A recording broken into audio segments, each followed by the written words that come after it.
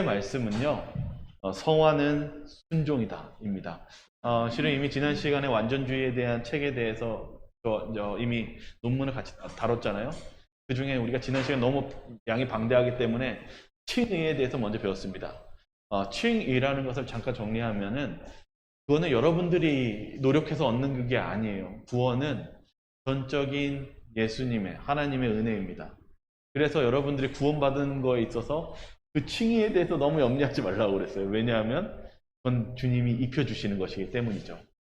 그렇다면 이제 제가 지난 시간에 아주 힌트를 주고 남겼던 거는, 칭의만 있는 것이 아니라, 하나님만 일하시는 것이 아니라 우리가 그 은혜를 받았으면 누구도 반응해야 된다고 그랬어요? 저와 여러분들도 그런 은혜를 받았으면 반응하지 않으면 그건 살아있는 존재가 아니라고 얘기했습니다. 그래서 성화가 필요하다고 말씀드렸어요. 그래서 성화에서 필요한 것을 제가 아주 요약을 했는데 순종이라고 말씀드렸습니다. 그렇다면 성화의 순종이 무엇일까? 그리고 우리가 어떻게 성화를 이룰 수 있을까? 이 부분을 좀 같이 다루도록 하겠습니다. 많은 것들을 생략했습니다. 왜냐하면 여러 가지 신학적인 요소와 여러 가지 쟁점이 있지만 그걸 다 다루기에는 시간이 너무 부족하기 때문에 그 중요한 몇 부분만, 성화의 순종에 대해서만 좀 같이 나누도록 하겠습니다. 먼저 베드로후서 1장 5절과 8절에 있는 말씀을 같이 읽도록 하겠습니다. 같이 읽겠습니다. 그러므로 시작. 그러므로 너희가 더욱 힘써 너희 믿음의 덕을, 덕의 지식을, 지식의 절제를, 절제의 인내를, 인내의 경건을, 경건의 형제 우애를, 형제 우애의 사랑을 더하라. 이런 것이 너희에게 있어 흡족한즉 너희로 우리 주 예수 그리스도를 알기에 게으르지 않고 열매 없는 자가 되지 않게 하려니와. 이거 볼륨 올렸나요? 혹시? 5번이요? 제가 죄송한데요. 이거 무슨 말인가 떼겠습니다. 다시 이거 풀고요.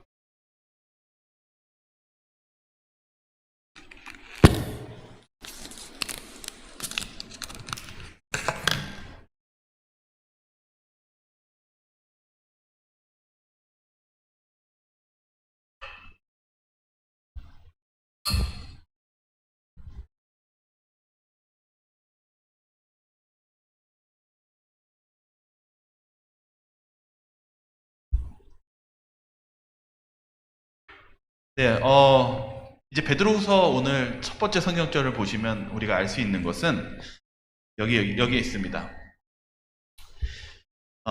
믿음의 덕을, 덕의 지식을, 지식의 절제를, 절제의 인내를, 인내의 경건을, 경건의 형제 우애를, 형제 우애의 사랑을 더하라. 제가 말씀드리고 싶었던 건 이것입니다.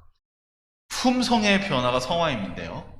여기 베드로가 우리에게 뭐가 필요하다고 하냐면 품성의 변화, 성화가 필요하다고 이야기하고 있습니다. 그러면서 뭐라고 했냐면 예수 그리스도 알게 게으르지 않고 열매 없는 자가 되지 않게 하려니와. 다시 말하면 성화는 열매를 맺는 작업입니다. 그리고 그것은 경건의 훈련이 필요하다고 이야기하고 있습니다.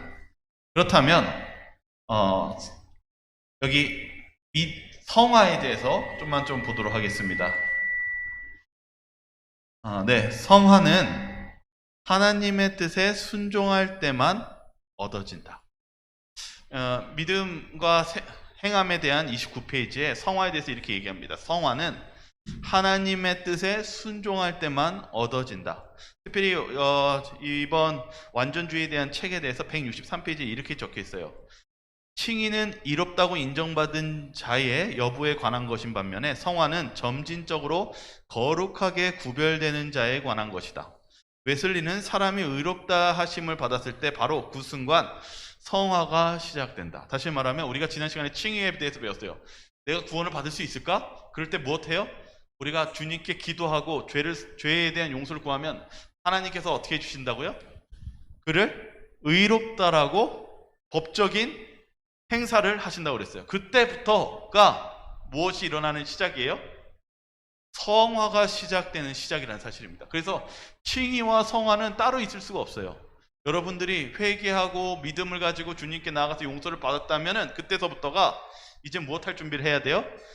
성화될 준비를 하셔야 된다는 사실입니다. 여기 특별히 이 성경절 한번 읽어보겠어요. 베드로전서 2장 9절에 있는 말씀인데요. 그러나 너희는, 같이 읽겠습니다. 시작.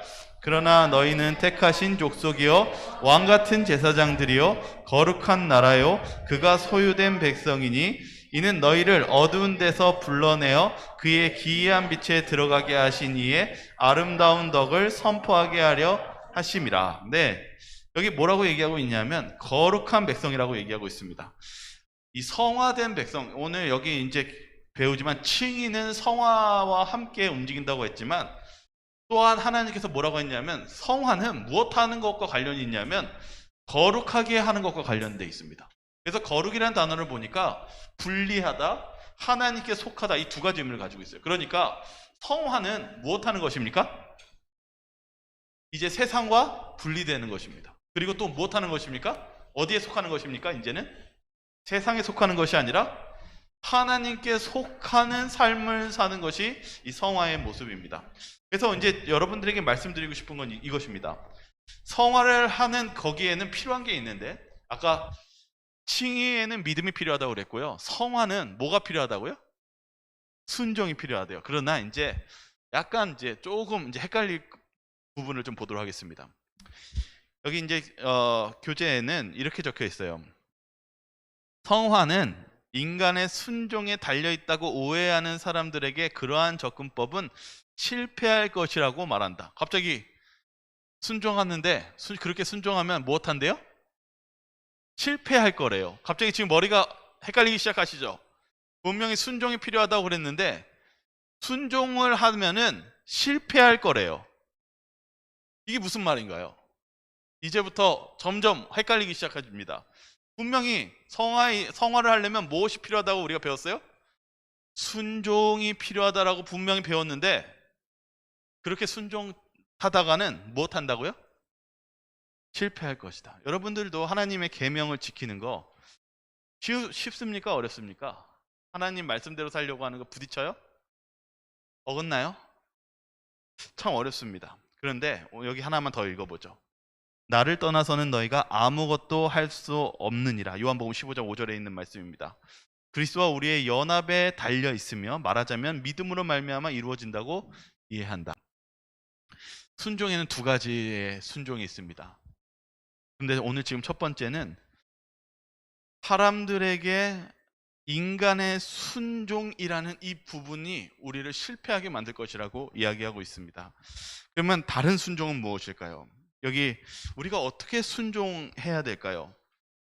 여기 믿음과 행함의 85페이지에는 바로 이 부분, 이 성화에 대해서 이렇게 얘기합니다. 우리가 이 구원에 대해서 바라보고 칭의에 대해서 바라볼 때 칭의는 무엇 때문에 이루어졌습니까? 우리가 의롭다라는 것은 누구 때문에 우리가 의로워진 것입니까? 예수님의 무엇 때문에요? 네? 예수님의 십자가의 의로운 죽으심, 그리고 그분의 완벽한 의 때문에 우리가 무엇한 거예요? 바뀐 거예요. 우리의 죄는 예수님이 가져가시고요. 근데 이제 다음 문제는 성화에 대한 문제인데, 성화는 순종이 필요한데 문제가 생겼어요. 우리가 잘 알다시피 순종이 잘 안 돼요. 그리고 우리 스스로가 이 순종을 한다고 해도 누구와 마치 같은 순종을 하냐면 바리새인들과 사두개인 같은 순종을 하는 거예요. 예수님이 그 바리새인들과 사두개인에 대해서 지적하셨죠. 이제 그렇다면 무엇이 잘못된 것이냐? 여기 믿음 85페이지에 이렇게 적혀 있습니다. 순종이 계속적인 것처럼 성화는 순간적인 것이 아니고 점진적인 과업이다. 사단이 우리를 계속적으로 유혹하고 있는 한 자아 정복을 위한 전쟁은 계속해서 치러져야 할 것이다. 다시 말하면 우리가 살아가는 이 인생 속에서 우리가 하나님께 순종하고 싶고 하나님께 나아가고 싶지만 우리가 또한 마음속에서 그리고 우리 환경적으로 방해를 받습니까? 사단이 활동합니까? 사단이 우리 마음속에 역사합니까? 우리 마음속에 전쟁같이 우리를 혼란스럽게 만듭니까? 맞다, 혼란스럽게 한다는 것입니다. 사단이 우리의 과정 속에서 우리의 삶 가운데 활동하고 있다는 사실입니다. 이런 전쟁 같은 상황 가운데서 우리가 어떻게 순종하고 성화를 이룰 수 있고 나아갈 수 있을까요? 여기 좀만 더 보죠. 그러나 순종을 통하여 진리가 영혼을 거룩하게 할 것이다. 진리에 충성하는 자들은 그리스도의 공로를 통하여 변화는 모든 생활 환경에 의해 꼴지어지게 될 성품의 모든 약점들을 극복하게 될 것이다. 어떤 순종의 차이이길래 사단의 어려움 속에서도 그것을 극복하고 변화가 일어나고 생활과 그런 삶 속에서 꼴지어지고 어떤 품성의 변화가 이루어질 수 있는 것일까요?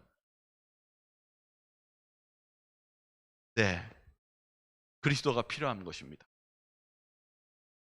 성화는 우리의 의지로 변화가 되는 것이 아니라 성화도 예수님의 도움이 필요한 것입니다. 제가 이번 주에 재미난 일본에 있는 하나의 이슈를 보게 되었어요. 일본에 되게 특이한 아르바이트가 있대요. 그 직업은 뭐냐면 아무것도 하지 않는 사람 렌탈 서비스라는 아르바이트가 있습니다. 지금 여기 나오는 청년 보이시죠? 이 청년이 전화를 받아요. 여기 남자가 불렀어요. 그럼 뭐 하는 거냐면 옆에 같이만 있어주고 이야기만 들어주는 거예요. 그런데 아무 대답이나 어떤 것도 도와주지 않아요. 그래가지고 이 남자가 뭐 하냐면 지금까지 아무 할 수 없었던 일을 하고 있습니다. 아직도 믿을 수 없고 친구의 묘를 가야 되는데 갈 수가 없는 아주 슬픔과 우울증에 쌓여 있는데 그가 용기를 내서 아무것도 해주지 않고 옆에만 있어주는 그 렌탈 아르바이트생을 부릅니다. 그리고 같이 그 렌탈치에게 부탁하면서 같이 갑니다. 그리고 의뢰인에게 자신의 이야기를 좀 들어달라고 얘기해요. 그러면 이 아르바이트생이 뭐예요? 아무 대답도 하지 않고 옆에서 고개만 끄덕이면서 하고 그날 하루 일당을 받는 거예요. 아주 놀라운 것은 그동안 못했던 것을 옆에 있어 주기만 하는 것만으로도 이 사람들이 못해요? 용기를 얻고 변화가 일어나는 것입니다. 아주 희한하게도 우리는요, 이 사단의 죄악 속에서 그리고 우리가 이 사는 인생 속에서 이 변화하는 것, 진정으로 우리 안에 변화하는 일은 쉬운 일일까요? 어려운 일일까요? 굉장히 어려운 일이에요. 그리고 실은 우리가 이 성경에 나왔던 바리새인들과 사두개인들의 모습 속에서 왜 문제가 있었냐면 그들은 진정으로 변화된 것이 아니었기 때문이에요. 그런데 우리를 변화를 도와주시는 그러한 주님이 계신다는 사실입니다. 이 성화는 순종 또한 우리가 할 수 없는 것이에요. 순종에는 누구의 도움이 필요합니까? 여기서도 이렇게 얘기합니다. 우리는 시련의 때를 대비하여 믿음을 키우기 위해 우리는 그분을 의지할 수가 있다. 여러분들이 변화해야 되는데 변화하지 못하다면 누구의 도움이 필요하다는 것입니까? 예수님의 도움이 필요하십니다. 여기 이제 히브리서 4장 15절에 있는 말씀 한번 읽어보겠습니다. 히브리서 4장 15절입니다. 우리에게 있는, 같이 읽겠습니다. 시작. 우리에게 있는 대제사장은 우리의 연약함을 동정하지 못하실 이가 아니요 모든 일에 우리와 똑같이 시험을 받으신 이로되 죄는 없으시니라. 우리가 어떠하대요? 우리가 어떠하대요? 강하대요? 아니요, 우린 연약하대요. 아예 성경은 적어놨습니다. 우리가 연약한 줄 이미 알고 계세요. 예수님께서는 우리가 못한다라는 걸 알고 계세요. 그래서 어떻게 하셨어요? 인간이 되셔서 오셨어요. 그리고 어떻게 하셨어요? 시험은 받으시로되 죄는 없으신 완전한 의를 이루신 예수님이 오셨다는 사실입니다. 좀만 더 읽죠. 마태복음 8장 17절입니다. 이는, 같이 읽겠습니다. 시작. 이는 선지자 이사야를 통하여 하신 말씀에 우리의 연약한 것을 친히 담당하시고 병을 짊어지셨도다 함을 이루려 하심이더라. 뭐라고 해요? 우리가 연약해요. 그래서 예수님이 무엇 하셨대요? 친히 담당하시고 무엇 하셨다고요? 병을 짊어지셨도다. 감사하지 않으십니까? 여러분이 바라는 이 칭의와 성화 가운데는요, 우리가 하지 못하는 것을 아셨기 때문에, 주님께서는 우리가 연약하다는 것을 아시기 때문에 예수님이 이 땅에 오셨고 또한 우리의 그 짐을 그냥 보시는 것뿐만 아니라 이 일본에 있는 아르바이트는 그냥 가만히 있어줬지만 예수님은 가만히 있는 게 아니라 도와주신다는 사실입니다. 이길 수 있도록 해주신다는 사실입니다. 그리고 친히 그 짐을 짊어지셨다는 것입니다.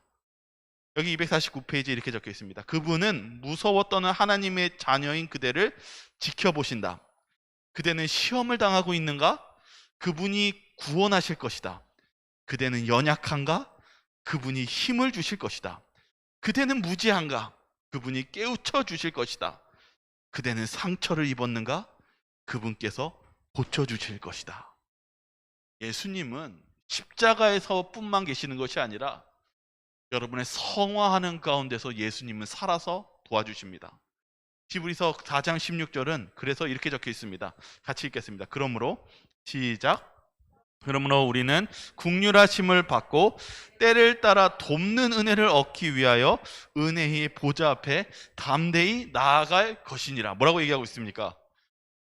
우리가 연약한 걸 알아요. 그래서 우리가 뭐가 필요하냐면 긍휼하심, 불쌍히 여기고 사랑으로 우리가 보살펴주는 그런 하나님이 계시다라는 것을 이야기하고 있습니다. 그래서 어떻게 하래요? 때를 따라. 여러분 오늘도 힘드실 때가 있습니까? 이번 주에도 주님의 도움이 필요할 때가 있습니까? 그러면 어떻게 해야 됩니까? 이미 예수님이 십자가로 끝났습니까? 아닙니다. 지금도 예수님의 도움이 필요합니다. 때를 따라 돕는 은혜를 얻기 위하여. 여러분들도 도움을 얻기 원하십니까? 은혜를 얻기 원하십니까? 변화하기 원하십니까? 그렇다면 그 은혜를 얻기 위하여 담대히 그 은혜의 보좌로 나아가야 되지 않겠습니까? 그게 성화입니다. 성화는 여러분의 힘과 의지로 하는 것이 아닙니다. 성화도 하나님의 은혜로 변화되고 순종하는 것입니다. 은혜를 받은 가운데 순종이 일어나는 것이지 여러분의 결심으로 간다면 그것은 곧 부러지고 말 것입니다. 그래서 요한복음 15장 5절 우리가 잘 아는 성경절이죠. 한번 같이 읽어볼까요?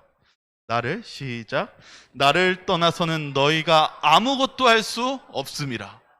공감하십니까? 우리가 믿음 그리고 성화조차도 순종조차도 예수님과 함께하기 때문에 가능한 것입니다. 그래서 예수님은 말씀하십니다. 나를 떠나서는 너희가 아무것도 할 수 없다라고 말씀하십니다.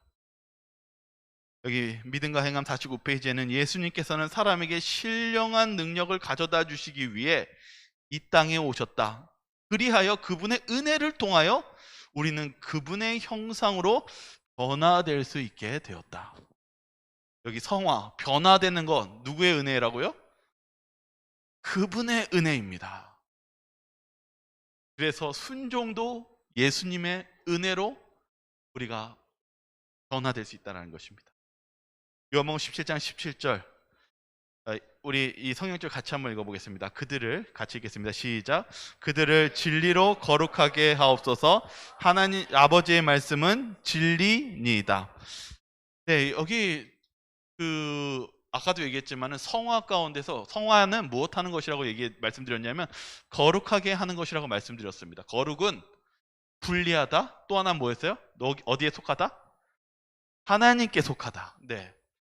성화의 과정 속에서 우리가 해야 될 일은 분리하고 하나님께 속하는 것입니다. 우리가 먼저 순종하기 전에 해야 될 일은 세상과 분리되는 것입니다. 여러분의 삶 가운데서 하나님께 속하는 그런 일들을 하고 계십니까? 우리의 삶 가운데서 여러분의 오늘 안식일을 지켰지만 이번 한 주 동안 하나님 가운데 사는 삶을 누리셨습니까? 우리가 성화되고 하나님의 능력을 받으려면 우리는 성령님을 모셔야 되고 우리의 삶 가운데 세상과 분리되고 하나님에 속하는 그러한 삶을 누리시고 계십니까? 여기에 그러한 가운데서 뭐라고 얘기했냐면 거룩하게 하는데 무엇으로 거룩하게 해달라고 그러냐면 진리로 거룩하게 해달라고 얘기하고 있습니다. 그것이 무엇이라고 얘기합니까? 아버지의 말씀은 진리니이다. 저는 요 책과 함께 몇 가지 책들을 찾고 있었어요. 왜냐하면 거룩하게 하다는 것이 무엇일까? 근데 그러한 가운데서 뭐가 나오냐면 성경 공부가 나오더라고요. 근데 제가 실은 이번 주하고 몇 주 전부터 여러 가지 일들 중에 이런 일이 있었어요. 그 중에 하나가 여기 또 있지만은 서윤이가 또 전화하면서 뭐라고 했냐면, 와 목사님 저 성경 공부하고 싶어요, 이렇게 얘기한 거예요. 그래서 저희가 처음에 월요일 날 줌으로 성경 공부를 시작했어요. 또 얼마 있다가 이번 주에 연락이 왔었죠. 아 목사님 수요일도 서준이랑 같이 성경 공부하고 싶습니다, 연락이 왔어요. 또 저는 이번 주에 또 청년 가운데서도 실은 한동안 지금 코로나 때문에 성경 공부를 못했거든요. 그래서 그 이야기를 하고 있었어요. 근데 실은 제가 이번 주 이 말씀을 보면서 느낀 게 있었어요. 뭐냐면 우리가 성화하는 것에는 우리가 하나님의 진리의 말씀을 연구하는 것과 또 우리의 성화에 포함된다는 사실입니다. 여러분, 하나님의 진리의 말씀을 받아들이시기 원하십니까? 그렇다면 여러분들도 주중에 한번 하나님의 말씀을 펴서 그 진리에 하나님을 만나는 시간을 가져야 되지 않겠습니까? 여기 요한복음 17장 17절에는 이렇게 적혀 있습니다.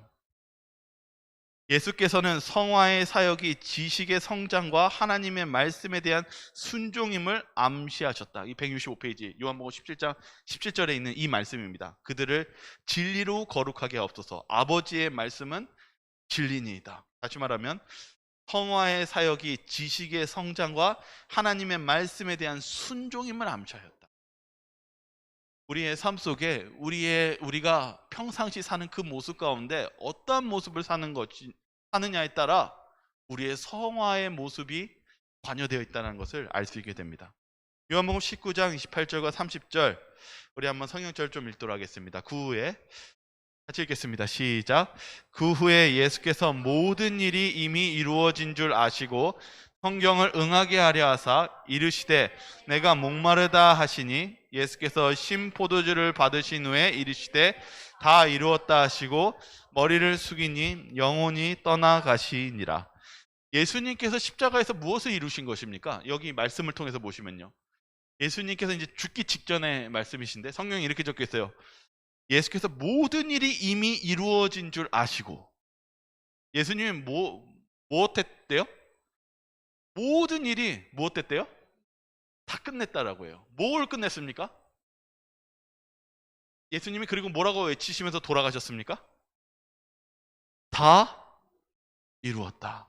이게 무엇을 얘기하는 것입니까? 이게 무엇입니까? 힌트를 줄게요. 요한복음 16장 33절에 있는 말씀 같이 한번 읽어보겠습니다. 이것을 같이 읽겠습니다. 시작. 이것을 너에게 이르는 것은 너희로 내 안에 평안을 누리게 하려 함이라.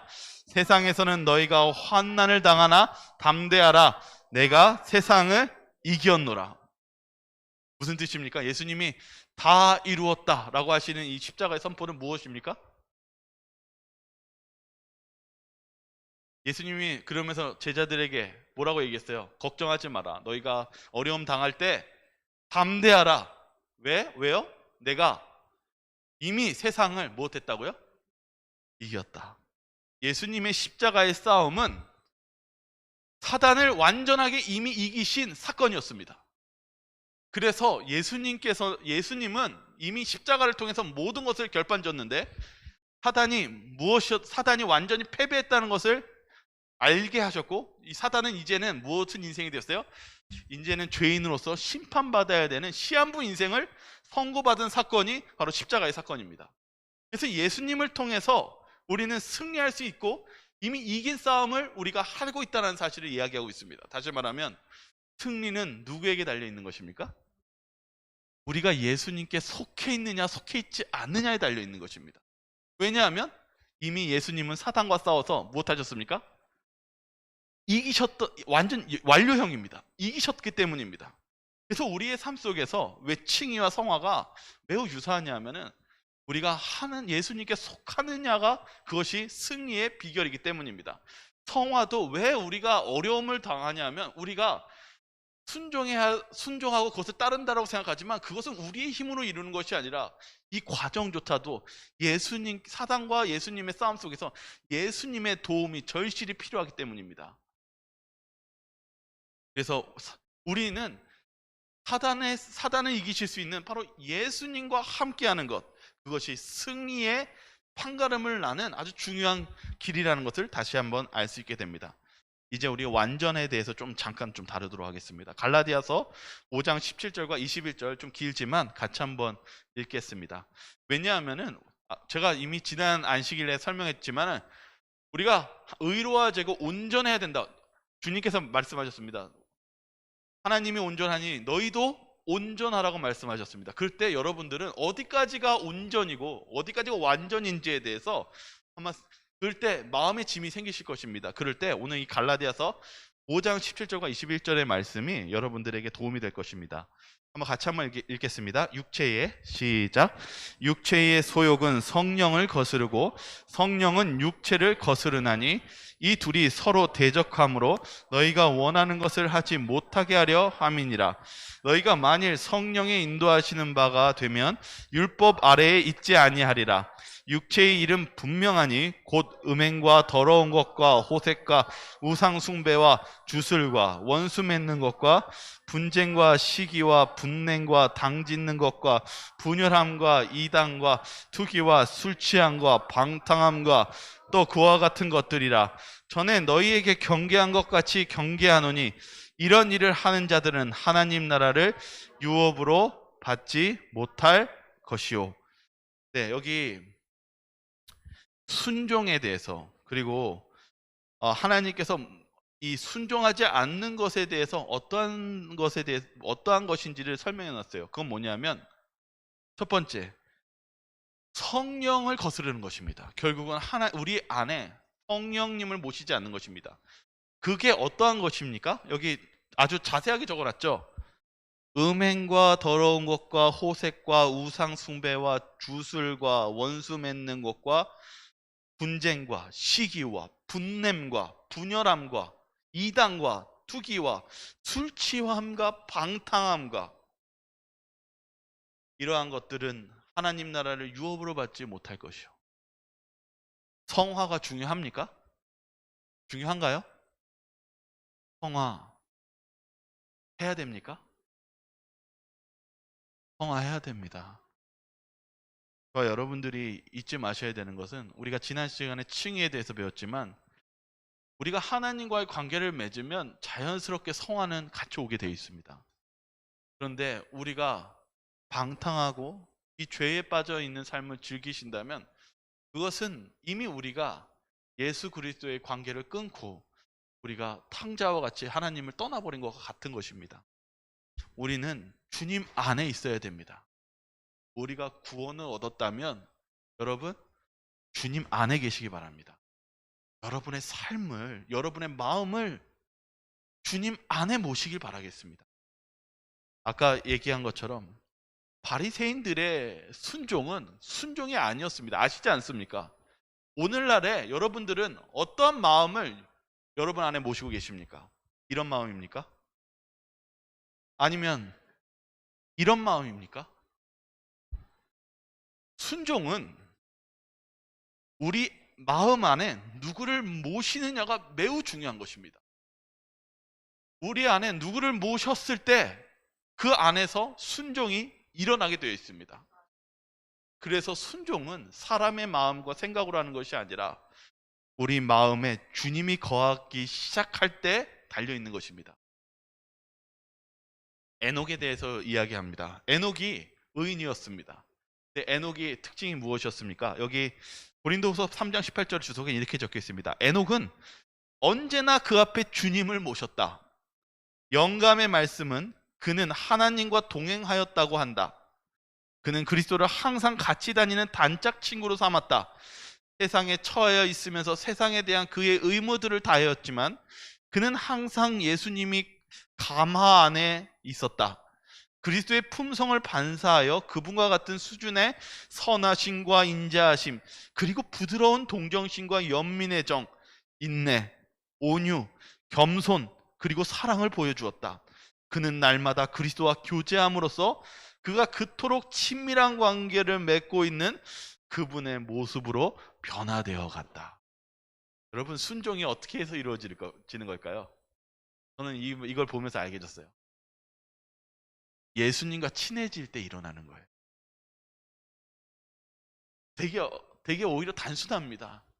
우리가 예수님과 친해지면 그 안에서 기쁨과 사랑으로 순종이 일어나게 돼 있어요. 그러나 여러분들이 예수님과 친해지지 않고 죄악 속에서 친해진다면, 세상과 친해진다면 여러분 안에는 순종의 마음이 들어올 수가 없다는 사실입니다.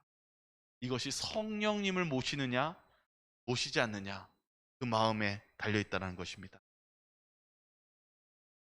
여기 하나님의 성품과 마지막 세대 310페이지에 이렇게 적혀 있어요. 그러면 순종이 다시 무엇인가? 우리는 우리를 위한 그리스도의 끊임없는 중보에 의해서만 완전해질 수 있다. 끝까지, 그리스도의 재림 때까지 모든 신자들은 예수님의 피와 그분에 의해 끊임없이 의존한다. 중보자이신 그리스도와 성령께서는 인간을 위해서 계속적으로 간구하고 계시는데, 성령께서는 심령에 역사하셔서 우리의 기도와 통회를 자아내며 찬송과 감사를 불러일으키신다. 예수님이 지금도 우리를 위해 간구하고 계신대요. 그러니까 여러분들도 아까도 얘기했지만 혼자 하면 우리 넘어져요. 주님이 아세요. 그래서 무엇하냐면 같이 가자. 예수님이 하시는 말씀은 내가 널 도와줄게. 어떻게 도와주실까요? 예수님이요. 예수님이 어떻게 저와 여러분들을 도와주실까요? 저는 하나님의 능력에는 안과 박이 없다고 생각합니다. 우리 안으로도 도와주시고 밖으로도 도와주시는 그런 위대한 예수님이 계시다는 사실을 감사하시기 바랍니다. 이게 성소와 관련이 있어요. 우리가 왜 성소와 관련이 있냐면, 우리가 예수님을 만나기 위해서는 반드시 회개해야 됩니다. 회개가 이루어져야 우리가 의로워지고 성화가 또한 예수님의 중보가 일어납니다. 그래서 칭의와 성화는 예수님 없이는 되지 않아요. 그래서 이 지금 성소 제도가 그래서 중요해요. 왜냐하면 성소는 여러분 어떻게 하는 것이 제사를 지내는 것입니까?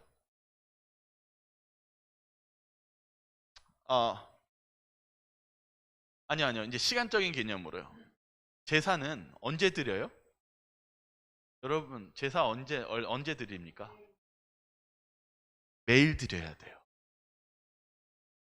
주님이 언제 필요하십니까? 라는 질문을 한 거예요. 주님은 여러분에게 매일 필요합니다.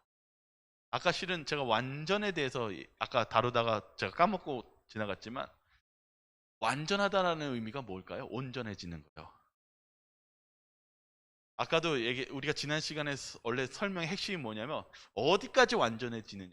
근데 성경에 있는 많은 인물들이요, 완전해지지 못해요. 좀만 보시죠. 오늘 여기 말하는 제사는 결국은 우리가 매일 주님께 나아가야 된다는 것입니다. 성화는 지금 완전히 끝내서 내일 완전히 여러분들 죄를 안 지을 수 있다? 어떤 분은 이런 얘기를 해요. 내가 완전해질 수 있다고요. 우리가 완전해질 수 있을까요? 완전해질 수 없어요. 왜 그러냐면 바울이 스스로 뭐라고 얘기했냐면 자신이 완전하지 못하다고 얘기했어요. 그럼 저와 여러분들 어떻게 합니까? 사도조차도 자기가 완전하지 못하다라고 얘기했는데요. 그러면 어떤 분이 얘기했어요. 내가 완전했다고. 그러면 그거 말은 사실 맞는 말일까요? 틀린 말일까요? 내가 죄를 짓지 않을 수 있다.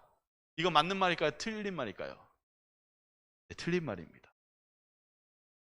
우리는 평생 완전해지지 못하지만 계속적인 예수님을 닮아가는 그 성화 가운데서, 그것이 예수님이 보셨을 때 그를 의롭다라고 명하시는 의인에 칭하시는 것이 온전입니다. 온전은 뭐냐면 내가 매일 부족해요. 매일 회개하는 거예요.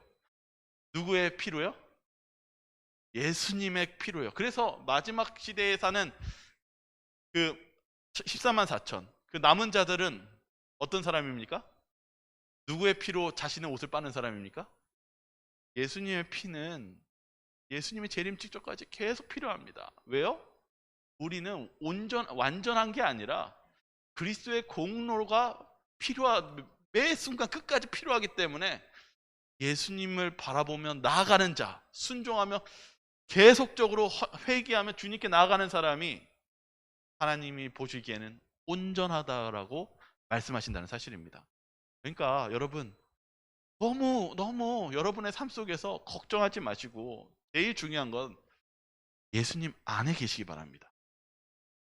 여러분의 삶을 예수님 안에 먼저 예수님과 관계하시기 바랍니다.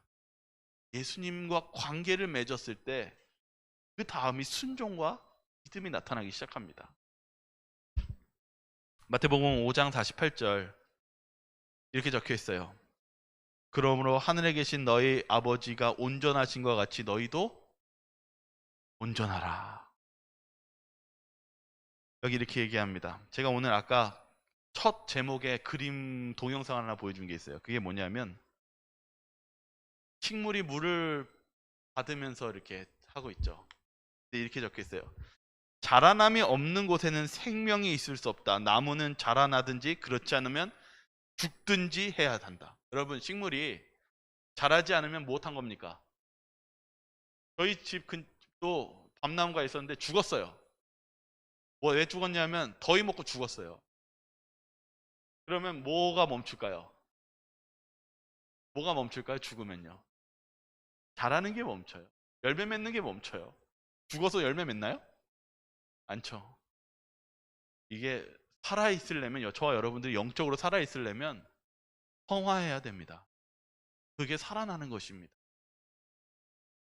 여기 이렇게 적혀 있습니다. 우리는 정적인 시점이 아니라는 것을 보았다. 오히려 역동적이며 영원히 계속 발전하는 것이다.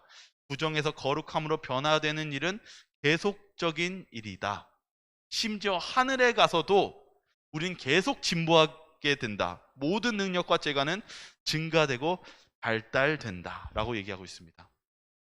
그래서 성화는 하루나 1년이 아니라 일생의 사업입니다. 오늘 이 아까 얘기했던 바울의 이 성경절을 한번 같이 읽겠습니다. 시작.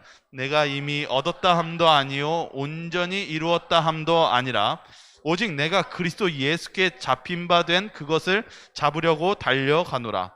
형제들아, 나는 아직 내가 잡은 줄로 여기지 아니하고 오직 한 일, 즉 뒤에 있는 것을 잊어버리고 앞에 있는 것을 잡으려고 표대를 향하여 그리스도 예수 안에서 하나님의 위에서 부르신 부름의 상을 위하여 달려가노라. 뭐라고 얘기합니까? 바울이. 내가 이미 얻었다 함도 아니요. 또 뭐라고 해요? 온전히 이루었다 함도 아니라. 바울이 뭐래요? 자신은 온전하대요? 아니요. 자신은 완성이 안 됐대요. 아주 충격적이죠. 여러분, 우리는요 완전해지지가 않아요. 그럴 때 우리가 무엇하는 것이냐면 무엇하는 것이 그리스도인이라고 얘기합니까? 바울은 뭐라고 얘기해요? 부르신 부름의 상을 위하여 무엇한대요? 뛴다라고 얘기합니다. 가만히 있지 않고 움직인다라고 얘기합니다. 여러분, 여러분들이 의인이 무엇이냐면 예수님을 향해 매일 매순간 달려가는 것입니다. 주님을 만나려고 하시기 바랍니다. 여러분들이 못하는 것을 주님께서 도와주십니다. 여러분 연약한 거 예수님이 알아요. 아시기 때문에 오셨고 아시기 때문에 짐을 짊어지셨고 아시기 때문에 내가 너희를 성령을 주시겠다라고 말씀하신 것입니다. 그러면 저와 여러분들이 해야 될 일은 있습니다. 뭘 해야 되겠습니까? 여러분의 마음의 방을 비우시기 바랍니다. 주님을 만날 그 마음의 자리를 비우시기 바랍니다. 주님을 만나려고 하시기 바랍니다. 주님을 사모하시기 바랍니다.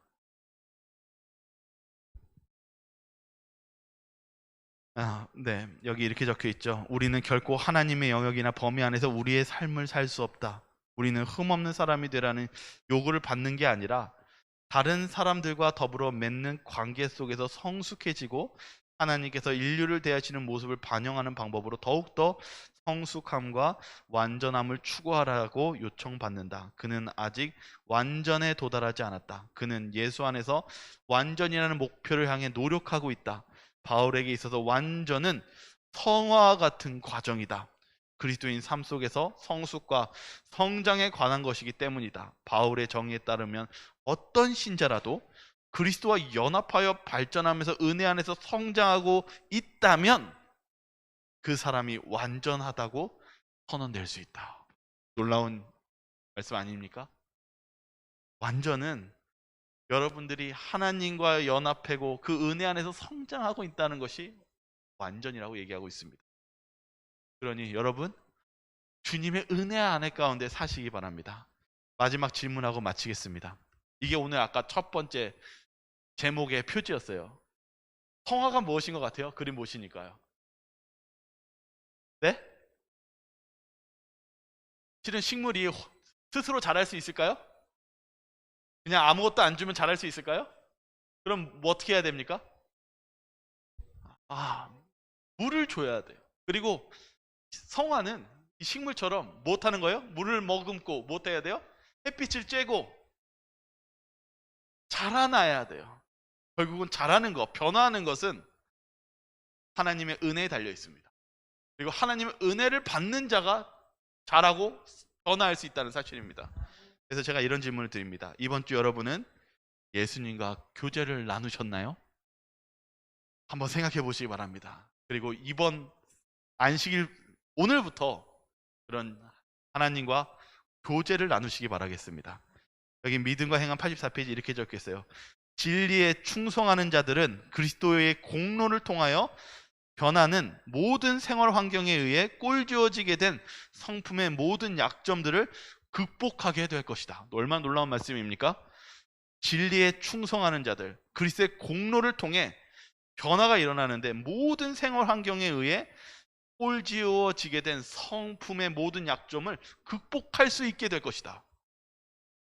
저와 여러분들이 그런 예수님 안에서 승리하는 저와 여러분들 되시길 바라면서 오늘 말씀을 마치도록 하겠습니다. 기도하겠습니다. 사랑이 많으신 하나님 아버지, 성화가 내 노력이 아님을 다시 한번 보게 됩니다. 저희의 노력은 물거품같이 쓸어내려가고 좌절되고 넘어지며 저희들이 얼마나 연약한 존재인지를 다시 한번 생각하게 됩니다. 그러함 속에 예수님을 우리를 위해 보내셔서 감사합니다. 저희의 연약함을 아시고 저희의 짐을 대신 들어주시고 저희들을 도와주시기 위해서 지금 하늘 성수에서 저희를 위해 간구하며 중보하고 계신다는 사실을 다시 한번 배웠습니다. 주님, 저희는 변화하는 데도 순종하는 데도 예수님의 은혜가 필요합니다. 주님, 저희들을 도와주시옵시고 저희들의 마음에 뭔가 아직도 주님께서 필요하지 않는 것들이 껴있다면 그것들을 비우고 우리 성령 하나님을 모실 수 있도록 도와주시옵소서. 저희가 주님의 능력으로 성화되기 원하오니 저희들의 마음을 변화시켜 주시옵소서.